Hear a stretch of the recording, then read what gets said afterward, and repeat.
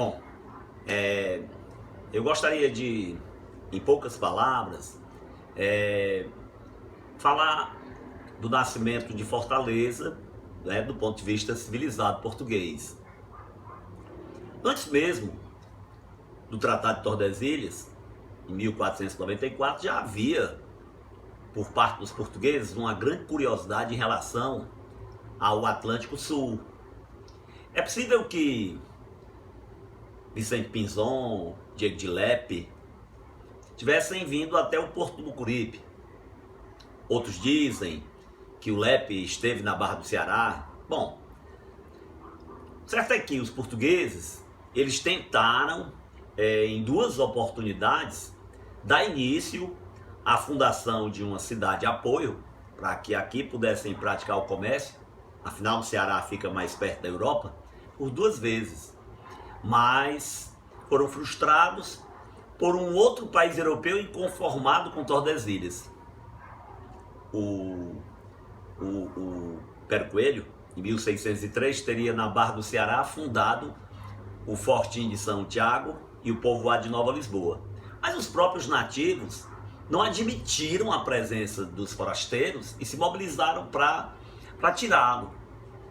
O que, naturalmente, facilitou, não é, o trabalho de expulsão dos portugueses por parte de outras nações europeias também interessadas na colonização do litoral norte do Brasil. Muito bem, só que os portugueses renitentes, não é, através do Martim Soares Moreno, fundaram o Forte de São Sebastião, na Barra. Mas aí os holandeses, de Garstman, né, a pedido da Companhia das Índias Ocidentais, acabou, com o auxílio dos nativos do Ceará, destruindo o Forte de São Sebastião. Apesar de Moreno ter a aquiescência dos nativos, ele soube lidar com eles muito bem. Bom, os holandeses acabaram também expulsos pelos nativos. Aqui no Ceará sempre houve reação ao domínio europeu. Em 1649, os holandeses, em definitivo, fundaram o Forte Schoenenburg. E para muitos, não é?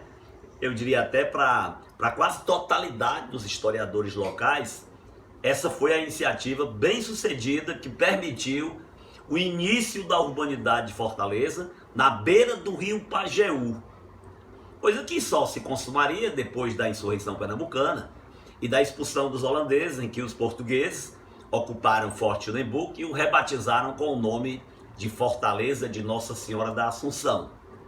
Então, disse que em 1726, aí sim, nasce a cidade de Fortaleza, que não tinha ainda o status, não é, de cidade, até porque o Ceará, a deriva, estava sob o domínio pernambucano. Nós não tínhamos, digamos assim, independência sequer administrativa. Só mais tarde, quando a Revolução Industrial decolou no mundo europeu, a necessidade de matéria-prima fez com que a Machine Cotton, a Sambra e a Clayton visse no Porto do Mucuripe um suporte de relacionamento comercial com o mundo estrangeiro. O Ceará era produtor de algodão, mocó, não é? O algodão de tipo seridó. E esse produto acabou sendo o responsável pela redenção do Ceará, que em 1799, agora sim passa a ter administração própria. E Fortaleza vai, por conta do Porto do Mucuripe, não havia sido ainda encampado, ele ainda era natural, vai se tornando esse centro urbano, não é? Que hoje é o mais significativo da região Nordeste, com todo respeito a Recife e Salvador. Uma cidade que só cresce, até por conta da capacidade empreendedora do seu povo. Muito bem. Bom, nós tivemos no século XIX transformações verdadeiramente significativas na cidade de Fortaleza. Ela foi marcada por construções de equipamentos extremamente importantes, eu diria. Bom, o Liceu do Ceará o Farol do Mucuripe, a Santa Casa de Misericórdia, o Seminário da Prainha, os sistemas de abastecimento de água em 1866, nós tivemos a biblioteca pública, a cadeia pública, tivemos a rede de viação cearense, bom, enfim, o porto de Fortaleza, né, na Ponte Metálica, e tivemos também as fábricas de tecido, não é? Fábrica de tecido Progresso, essa teria sido a primeira, até porque nós temos uma grande habilidade, não apenas para a produção de tecidos, não é? Isso quando houve uma retração do mercado europeu para o nosso algodão, os cearenses souberam como trabalhar este gênero e passaram a produzir não apenas os tecidos, não é? Mas também peças que acabaram ganhando a simpatia de todo um mercado nacional, não é, brasileiro. Muito bem. Bom, no final do século XIX, Fortaleza ganhou visibilidade, eu diria até internacional. Por quê? Porque ela foi pioneira no movimento abolicionista, não é? Famoso Francisco José Nascimento, o Dragão do Mar, que se indispôs contra a elite aristocrática local quando se negou, em algumas ocasiões, de orientar a chegada de navios negreiros no Ceará.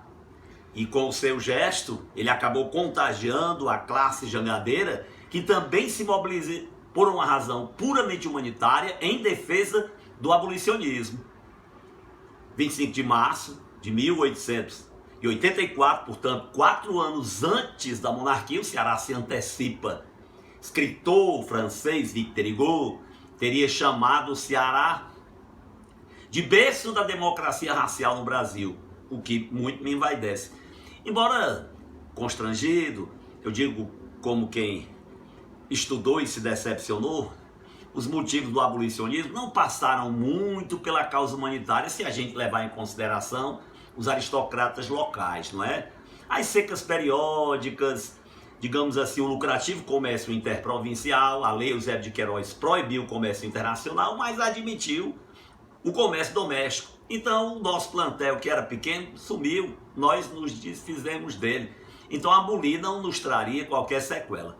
Eu penso que, na verdade, essa teria sido a verdadeira causa do abolicionismo local. De toda sorte, o Ceará, ele ganhou uma cidade verdadeiramente bem estruturada. Primeiro com o Cima Paulé e aquele seu traçado xadrez da cidade, e depois se consuma na segunda metade do século XIX com o Adolfo Hebster.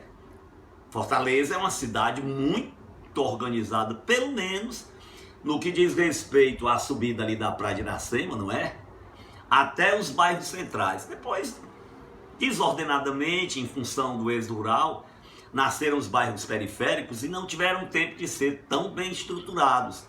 Mas coisa que as administrações mais modernas, não é, acabaram, digamos assim, contemporizando, diminuindo um pouco essa desorganização demográfica, não é?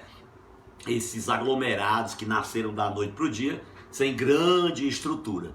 Muito bem, tivemos as administrações Juraci Magalhães Cambraia, que deram um aspecto urbano sólido à cidade de Fortaleza, não é?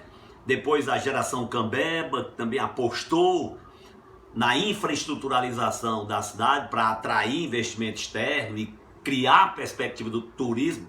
Já em 1963 nasce a Avenida Beira-Mar, a época do governo Vigílio Távora. Então, a partir daí, não é, a cidade ganhou visibilidade nacional. E é a cidade que a gente habita e que a gente ama. E nesse dia do professor, eu fiz essa síntese para, digamos, homenagear a nossa cidade. Ok? Muito obrigado pela oportunidade. Acho até que extrapolei o meu limite de tempo. Valeu!